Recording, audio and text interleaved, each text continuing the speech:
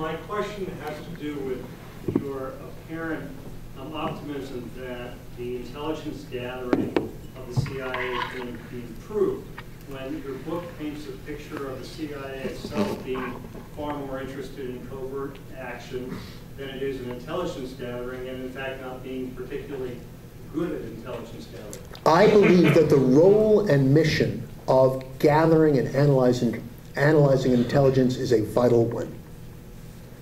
President Eisenhower called it a distasteful but vital necessity. I believe that. Look, I was a foreign correspondent for years. I'm all about finding out what's going on abroad. I'm for that. Because projecting power, taking action, whether it's covert action or military action without good intelligence, is folly. And it gets people killed. It gets Americans killed. So yes, we need good intelligence, and I think we have to begin by learning languages, learning history and culture, and embedding ourselves in foreign societies, as the British did in the 19th century, when they had an empire to protect and defend. They went over to India, present-day Pakistan, and they lived there for generations. We don't do generations, we do 2-year tours. One last question? Well, how about 1, 2, 3, and then we'll go home. Okay? Sir. In this whole discussion, you talked about the Homeland Security Act and the integrating function of that. Well, that is primarily, it's going to take years before we know whether that helped or not. Okay? What you've essentially done is put 200, the question is, did the Homeland Security make us safer? Did Homeland Security Act, creating this department of 200,000 people with different uniforms, different email systems, different cultures, different histories, and ramming them all together and putting, frankly, a bunch of 28-year-old party operatives with clipboards running around and charging? Did that help? I don't know. I don't know, and we won't know for years whether it helped or not. That's going to be a long process. Ma'am. Yes. You mentioned the British Empire, and of course we don't want to become the world empire, I understand, although there's indications that there's too much of that going on. But I'm wondering too, if maybe even the simplest idea of videoing the vote, of having people use their cell phone videos even to show a long line, that is an indication that we can't handle a large voter turnout. We don't know how to do it ourselves. Well, you know, I go back to what Benjamin Franklin said after the Constitutional Convention. Someone said to him in so many words, well, it looks like you got a republic. And Franklin said, a republic if you can keep it. And the fact is, no free republic in the history of Western civilization has lasted longer than 300 years. And we need to do some work. We've got a lot of work to do. Last question. If I understood you right, you said something provocative a little bit earlier in your Q&A. Do you think the fundamentals of journalism practiced by your generation are dying out? That's right. Elaborate on that. I am so old that I started out 30 years ago on a high-backed Underwood typewriter typing on triplicate carbons.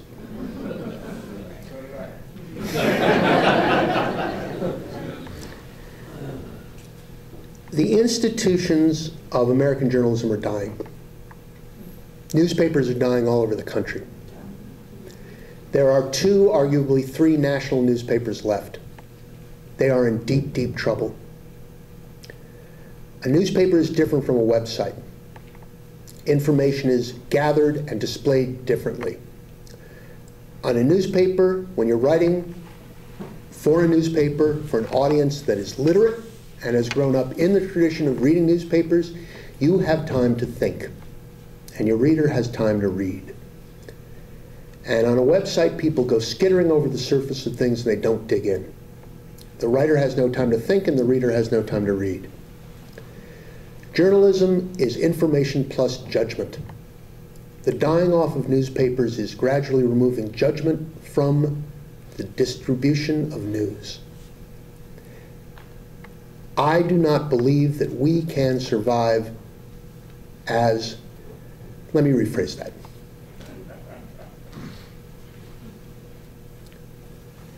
If newspapers die, if they continue to die as they are, if the handful of billionaires that controls them do not act wisely, then American citizens may not have the information they need to act wisely in a representative democracy.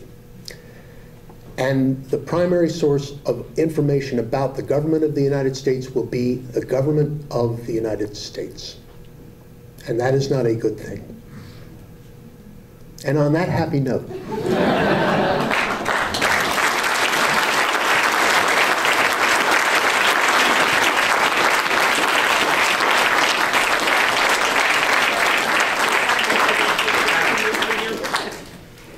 you have a real treasure here in this museum and in the library in Ann Arbor. Use them.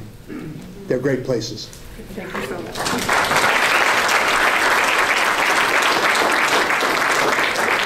Since we got onto the subject of the future of journalism, our guest doesn't know that the Ford Presidential Library in Ann Arbor on December 3rd is hosting a program in recognition of the 100th anniversary of the National Press Club. And I don't have the specific names of speakers, but that is going to talk about exactly this, the First Amendment, the future of the press, but also media, the online presence now, and it should be a very interesting session. So for those of you who are willing to drive in the other direction for a program, that'll be, I think it's a Wednesday night, December 3rd in Ann Arbor. We have some wonderful programs coming up. The baseball exhibit is on for another couple of months, and we are having a triple header. If you haven't gotten your mailing, take a look at ads in the paper.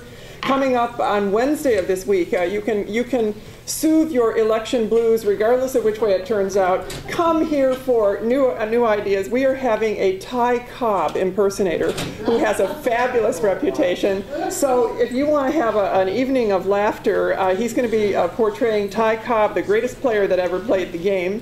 On Saturday, this coming Saturday afternoon, Bill Anderson, who heads the Department of History, Arts, and Libraries for the state of Michigan, and who is an historian by training and an avid baseball fan, will be here talking about the Detroit Tigers. And coming up on November 12th, next week, ESPN columnist Tim Kirchian will be here. So we have, these are crammed together because of when the speakers could come. It's not the ideal way, but actually it'll give you some post-election entertainment. Right now in the lobby we have a reception for you. We will have a book signing. You'll have a chance to ask more questions of our speaker. And Tim, thank you so much for coming a second time to Michigan. We appreciate it very much.